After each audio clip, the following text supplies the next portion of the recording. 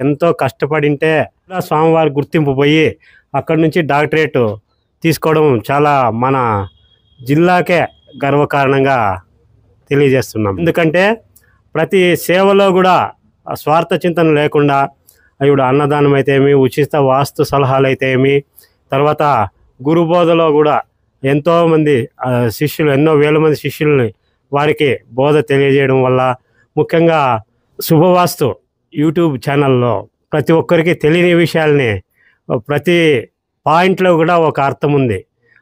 అలాంటి అర్థాలను ఎన్నో రకంగా వాస్తు దోషాలని నివారణ, వాస్తు స్వామివారి ఆ యూట్యూబ్ ఛానల్ చూసి కూడా వాస్తు దోషాలని తొలగించుకొని వాళ్ళ యొక్క కష్టాలను నివృత్తి చేసుకోవడం చాలామంది నివృత్తి చేసుకున్నారు. ఇప్పుడు డాక్టరేట్ పొందిన శుభ సందర్భంగా అందరికీ గర్వకారణంగా తెలియజేస్తూ చిన్న సలహాతో స్వామివారు తొలగించి వారికి మంచి చేకూరుస్తున్నారు.